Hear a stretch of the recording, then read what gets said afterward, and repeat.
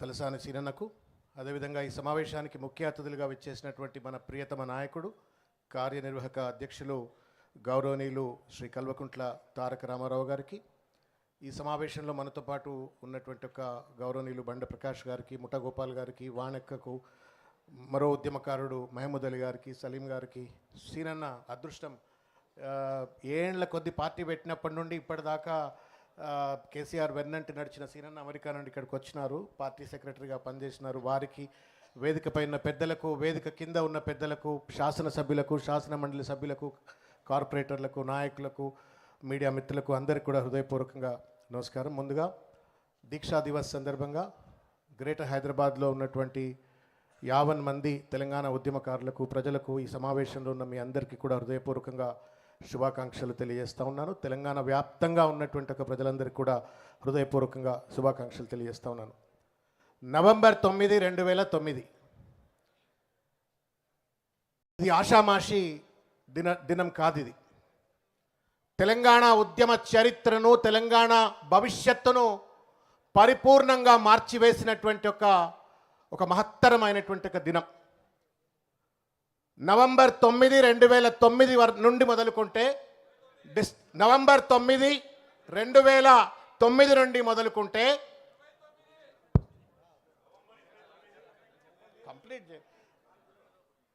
November 29 నుండి మొదలుకుంటే December 9 వరకు జరిగినటువంటి ఒక 11 రోజుల పాటు నిరాహార దీక్ష ఏదైతే ఉందో, మొత్తం తెలంగాణ జాతినంతా కూడా చైతన్యపరిచినటువంటి ఒక దినం. తెలంగాణ రాదు పోదు అనుకున్నటువంటి ఒక వాళ్లకు సైతం తెలంగాణ వస్తది, అట్లెట్ల రాదు అని చెప్పని బరిగీసి నిలబడి కొట్లాడేందుకు ఒక ఆత్మస్థైర్యం కల్పించినటువంటి ఒక మహత్తరమైనటువంటి ఒక దినం ఈ దినం. వాస్తవానికి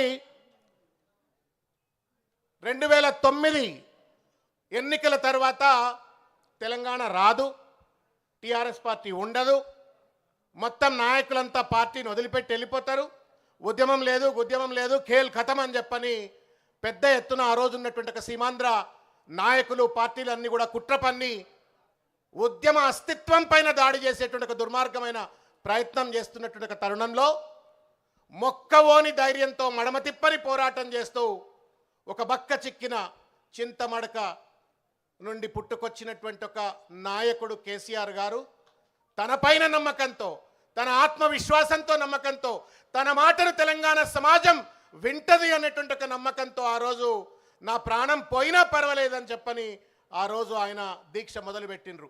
ఒక్కొక్క మాట ఒక పాశుపతాస్త్రం లెక్క ఉంటుండే, ఒక్కొక్క మాట ఒక ఫిరంగి లెక్క ఆ రోజు ఆయన మాట్లాడుతూ, నేను చాలా సందర్భాలు అనుకునేది, ఒక వ్యక్తి ఇంత పెద్ద ఎత్తున ఫీనిక్స్ బర్డ్ లెక్క పార్టీ సర్వనాశనం అయిపోయింది, పార్టీలో ఉన్న వాళ్ళంతా దుమ్మెత్తిపోస్తున్నారు, అయినప్పటికీ కూడా నిటారుగా నిలబడి, పార్టీని నిలబడి, ఉద్యమ నినాదాన్ని నిలబడి, ఉద్యమ అస్తిత్వాన్ని కాపాడుతూ ఉన్నాడే అని చెప్పని ఆశ్చర్యపోయేటువంటి రీతిలో ఫీనిక్స్ బర్డ్ లెక్క it rises out of its ashes అన్నటువంటి రీతిలో కేసీఆర్ గారు 2009లో ఆయన దీక్ష మొదలుపెట్టినరు. ఆ దీక్షను భగ్నం చేసి అనేక కుట్రలు ఆ రోజు ప్రభుత్వం చేసింది. అరెస్ట్ చేసి ఖమ్మం ఎక్కడనో మూలకు తీసుకుపోయి పడేసింది. ఎందుకంటే అక్కడ తెలంగాణ ఉద్యమం ఉండదు, ఎవరు పెద్ద పట్టించుకోరు, ఆ కొసకని చెప్పని పడేస్తే, అటువంటి ఖమ్మంలో కూడా కేసీఆర్ గారి యొక్క ఉద్యమ జ్వాలలకు ప్రేరేపితులైపోయి పెద్ద ఎత్తున పోరాటం చేస్తూ ఉంటే తప్పనిసరి పరిస్థితుల్లో తీసుకొచ్చి ఆయనను నిమ్స్ ఆసుపత్రిలో పెట్టినారు.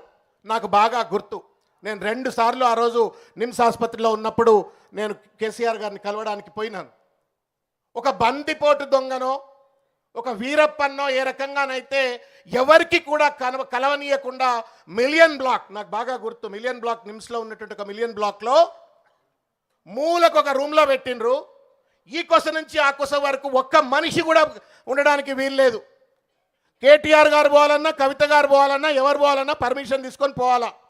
పోలీసుల ప్రహారాల్లో ఆయనను అణచివేతకు గురి చేస్తూ, బెదిరిస్తూ, రకరకాలను ఒత్తిళ్లు పెట్టి నువ్వు నిరాహార దీక్ష మానుకుంటావా లేదా అని చెప్పని ఒత్తిడి పెడితే, నేను చావనైనా చేస్తా కానీ నా లక్ష్యాన్ని మాత్రం నేను కోల్పోను, వదిలిపెట్టను, నేను ఈ యొక్క దీక్షను వదిలిపెట్టను అని చెప్పని 11 రోజుల పాటు ఆయన దీక్ష కొనసాగించిండు. తెలంగాణ రాష్ట్రం ఇవాళ ఇట్లొచ్చింది అంటే ఆయన కృషియే. ఆయనతో పాటు మనం అందరం సైనికుల లెక్క రాముడి వెంట వానరులు ఎట్లయితే రామ రావణ యుద్ధంలో ఎట్లయితే పనిచేసిండ్రో మనమంతా వానరుల లెక్క ఆయన వెంబడి పనిచేయచ్చు. కానీ రాముడు లెక్క ముందు నిలబడ్డటువంటి ఒక మహానుభావుడు కేసీఆర్ గారు. ఆయన గనక ఒకవేళ సంకల్ప సిద్ధితో తెలంగాణ వస్తుంది తెస్తను అనేటువంటి ఒక నమ్మకంతో గనక ఆ రోజు పదవికి పార్టీకి వదిలిపెట్టి డబ్బులు లేవు, ఎంబడి తిరిగేటోళ్ళు లేవు, కార్లు లేవు, అట్టహాసాలు లేవు, ఇంత పెద్ద వ్యవస్థ లేదు, అయినప్పటికీ కూడా మొక్కవోని ధైర్యంతో ఆయన కొట్లాడినందుకే తెలంగాణ వచ్చింది. ఇవాళ ఎవరో పెద్ద మనిషి అంటున్నాడు కేసీఆర్తో వచ్చిందా తెలంగాణ అని చెప్పని. నేను ఒక విషయం చెప్పదలుచుకున్నా. భారత స్వాతంత్ర ఉద్యమంలో మంగల్ పాండే నుండి మొదలుకుంటే మహాత్మా గాంధీ వరకు భారత స్వాతంత్ర ఉద్యమం కలిగింది. అక్కడ మహాత్మా గాంధీ దాదాపు ఒక 30 ఏళ్ళు భారత స్వాతంత్ర ఉద్యమంలో పనిచేసినారు. కానీ మంగల్ పాండేనో ఇంకెవరినో కూడా పెద్ద ఎత్తున ఎంతైతే కీర్తి ప్రతిష్టలు మహాత్మా గాంధీకి ఇస్తామో అంత మంగల్ పాండేకి ఇయ్యము. అదేవిధంగా భారత స్వాతంత్రంలో ఏ రకంగానైతే మహాత్మా గాంధీ స్వాతంత్ర సమరంలో కీలకమైన పాత్ర పోషించి జాతిపితగా నిలబడ్డాడో, భారత జాతిపితగా, తెలంగాణ ఉద్యమంలో కూడా చెన్నారెడ్డి కావచ్చు ఇంకా చాలామంది కొట్లాడినప్పటికీ కూడా చివరిదాకా నిలబడి తెలంగాణ సాధించుకోవచ్చినటువంటి ఒక తెలంగాణ జాతిపిత కేసీఆర్ గారు. తెలంగాణ జాతిపిత కేసీఆర్ గారు, సంస్కారవంతుడు కేసీఆర్ గారు. I still remember the first assembly meeting of Telangana. ఆయన ఏమంటాడు, సోనియా గాంధీ గారు కూడా తెలంగాణ ఇవ్వడానికి తోడ్పడ్డది అని చెప్పని ఆవిడకు కూడా కృతజ్ఞతలు తెలిపినారు అసెంబ్లీలో. అది సంస్కారం, అది ఉద్యమ గౌరవం. అది ఇవాళ అదే పార్టీలో గద్దె మీద కూర్చున్నటువంటి వాళ్ళు ఇవాళ కేసీఆర్ గారిని తూలరాడుతూ ఆయన వల్ల తెలంగాణ వచ్చిందా అని చెప్పని ఇవాళ అపహాస్యానికి గురి చేసేటువంటి ఒక ప్రయత్నం ఇవాళ చేస్తూ ఉన్నారు. ఈ చిల్లర మరల గాళ్లకు మనం లొంగవలసిన అవసరం లేదు. మిత్రులారు, నేను ఒక విషయం చెప్పదలుచుకున్నా. ఇది సంబరాలు చేసుకునే దినం మాత్రమే కాదు, దీక్షా దివస్ సంబరాలు చేసుకునే దినం మాత్రమే కాదు, ఒక సంకల్పం తీసుకునేటువంటి ఒక దినం ఇది. ఒక సంకల్పం తీసుకునే దినం. కేసీఆర్ గారు కొట్లాడి తెలంగాణ తెచ్చిన తెలంగాణను ఒక తల్లి ఒక తండ్రి ఒక బిడ్డను ఎట్లయితే పెంచుతారో అట్లా తెలంగాణను అత్యంత అద్భుతమైన రాష్ట్రంగా తీర్చిదిద్దిండ్రు. ఈయన కాసినాక నక్కల పాలైనట్టుగా ఇవాళ గాథ కింది పందికొక్కులు లెక్క ఇవాళ రాష్ట్రాన్ని దోచుక తింటున్నట్టుగా వాళ్ళ చేతిలో ఇవాళ తెలంగాణ బందీ అయిపోయింది. ఆ బందీ అయినట్టుగా తెలంగాణను విముక్తి చేయడం కోసం సంకల్పం తీసుకునే దినం అని చెప్పని ఇవాళ నేను తెలియజేస్తా ఉన్నాను.